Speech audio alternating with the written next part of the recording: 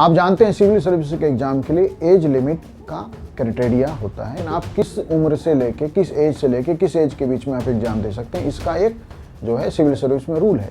General candidate के लिए 32 year का एज है मैक्सिमम, मिनिमम सबके लिए 21 है। आप 6 अटेम्प्ट दे सकते हैं।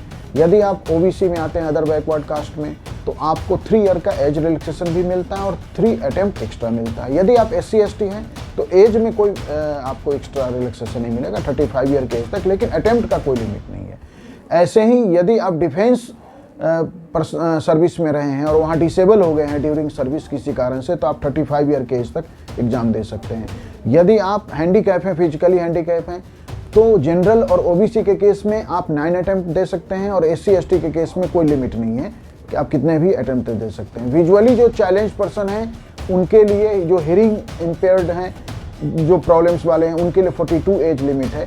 यदि आप डिफेंस सर्विस में 5 साल सेवा करके वहाँ से आपने सर्विस आपने छोड़ा है, माने रिलीज किए गए हैं, तो आप 37 ईयर के एज तक दे सकते हैं। इसलिए अलग अलग वर्गों के लिए अलग अलग एज का आधार है, आपको ये पता होना चाहिए।